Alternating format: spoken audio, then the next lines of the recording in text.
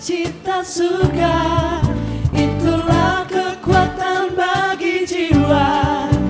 Ku dapat rasakan kasih-Nya di tengah badai yang bergelora. Terima sukacita surga, itulah kekuatan bagi jiwa. Ku dapat rasakan kasih-Nya di tengah badai yang bergelora. Haleluya, Kau ada dalam hatiku, takkan patah semangatku, takkan hilang kekuatanku. Haleluya, ku mau bersorak bagimu, sukacita surga nyata penuhiku.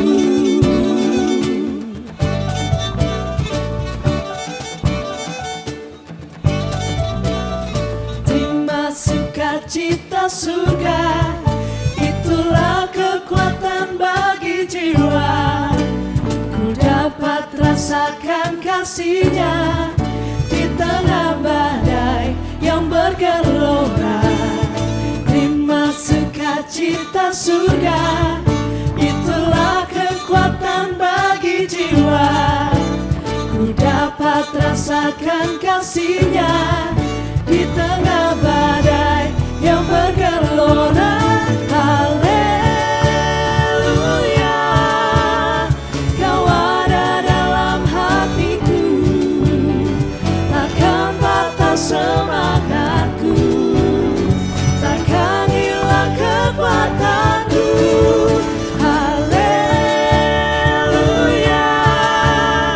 ku mau bersorak bagimu, sukacita surga nyata penuhiku. Haleluya,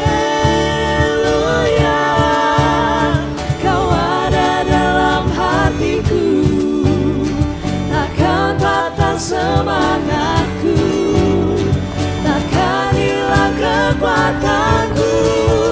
Haleluya, ku mau bersorak bagimu, sukacita surga nyata penuhiku.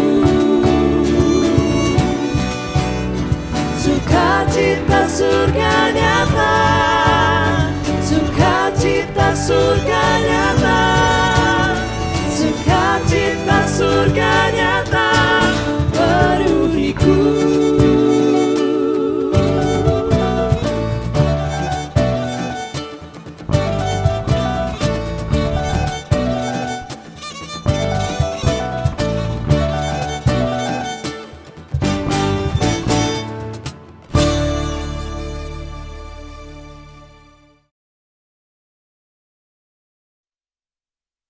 Shalom, senang sekali saya bisa kembali menjumpai Bapak Ibu dalam Vitamin Jiwa kali ini.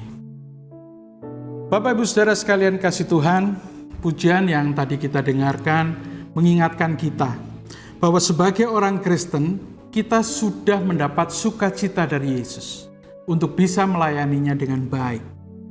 Sukacita merupakan hal yang penting dalam melakukan tugas dan pekerjaan serta pelayanan kita.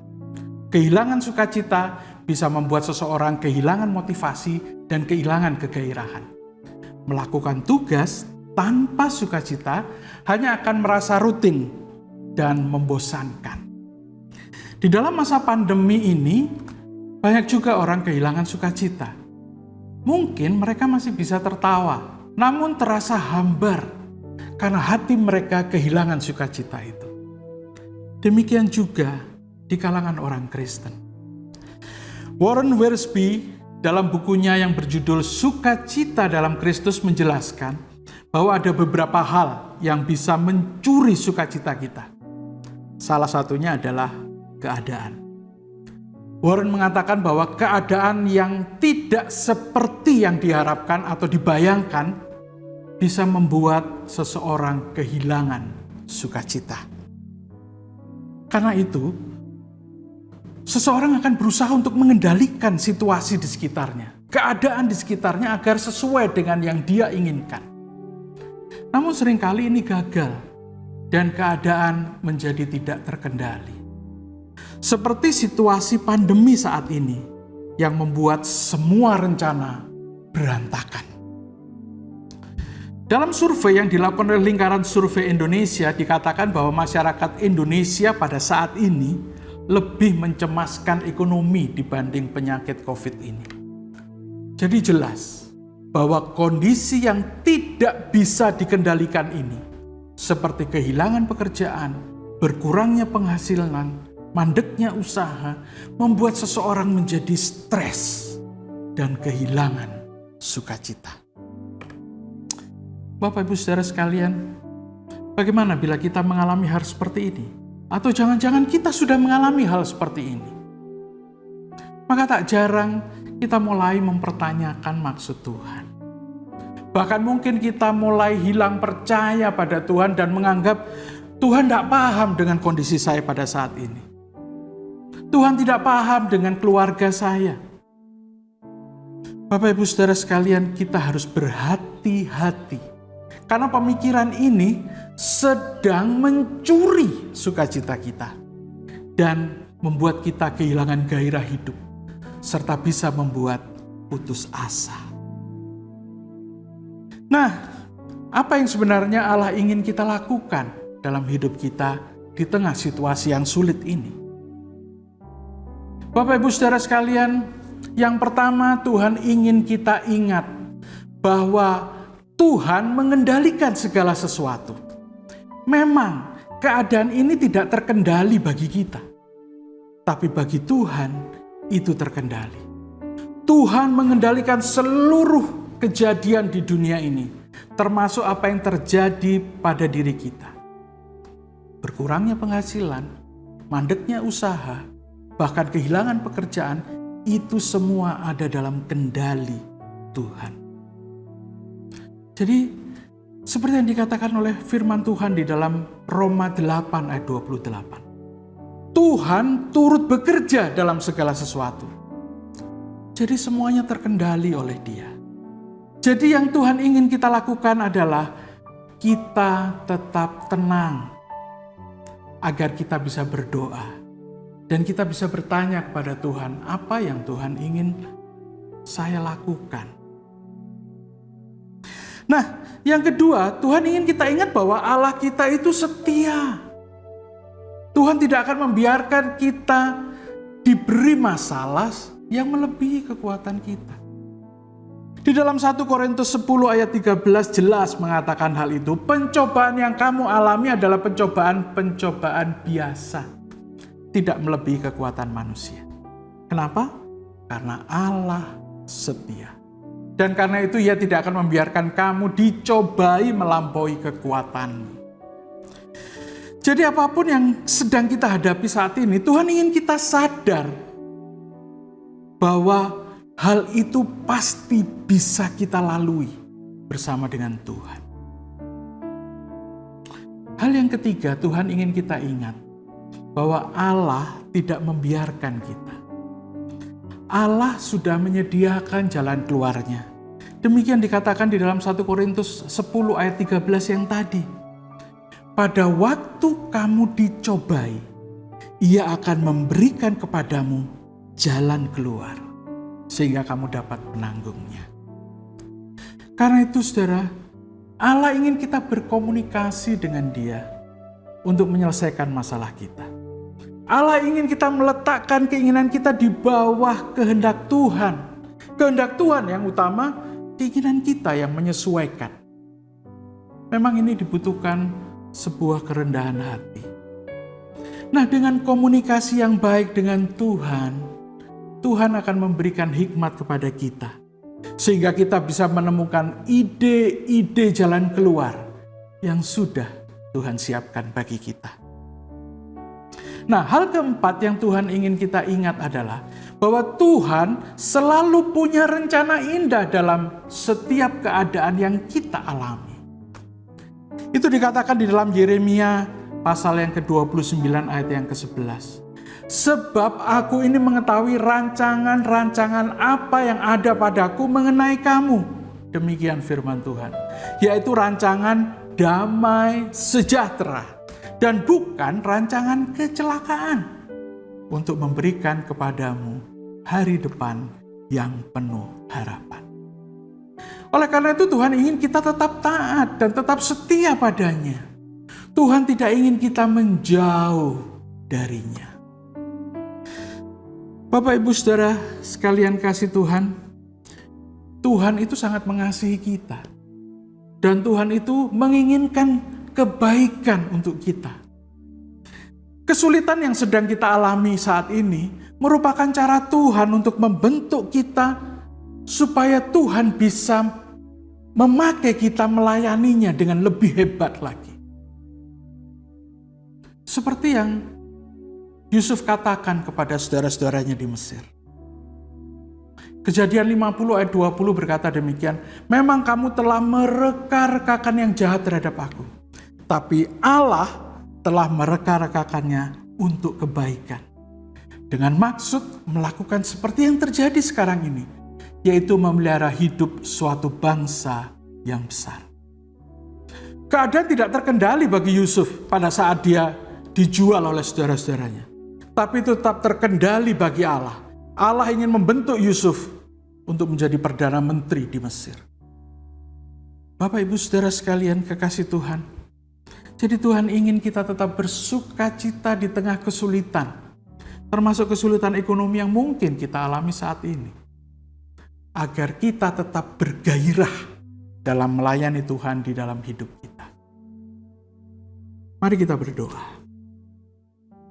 Bapa di surga, kami mengucap syukur karena Engkau mengasihi kami. Kami mengucap syukur untuk apa yang terjadi dalam hidup kami. Karena kami tahu Tuhan tidak pernah membiarkan dan tidak pernah meninggalkan kami. Tuhan, kami berdoa untuk saudara-saudara kami yang mungkin terdampak secara ekonomi di pandemi COVID-19 ini. Mari Tuhan sertai mereka.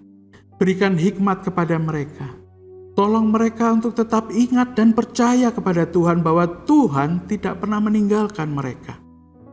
Dan Tuhan selalu akan memberikan hikmat untuk boleh mengatasi permasalahan-permasalahan hidup. Tuhan tolong mereka, supaya mereka boleh menemukan jalan keluar yang sudah Tuhan siapkan bagi mereka.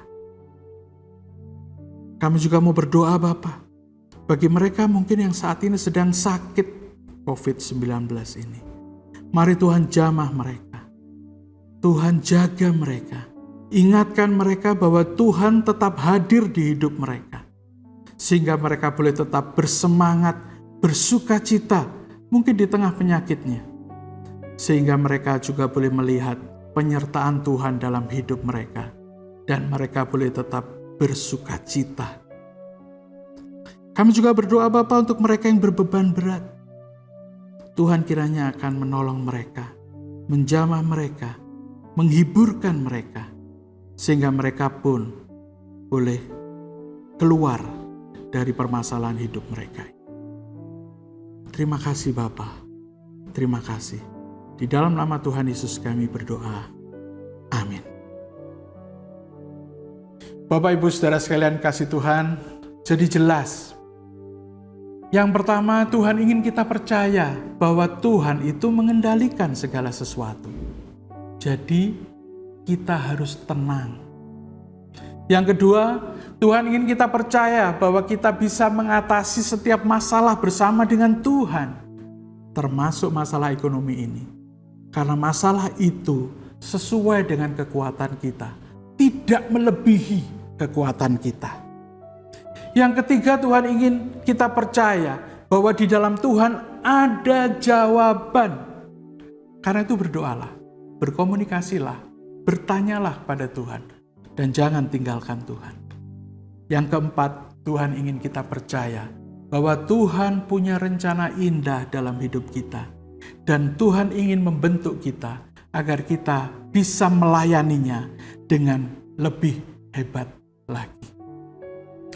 Karena itu, Janganlah kondisi dan masalah yang kita alami saat ini membuat kita terpuruk. Namun tetaplah bersukacita, karena kita memiliki Yesus di dalam hidup kita. Yesus yang mengasihi kita. Jadi Bapak Ibu Saudara sekalian, selamat melayani Tuhan dengan penuh sukacita. Sampai berjumpa kembali, dan Tuhan Yesus memberkati kita sekalian. Amin.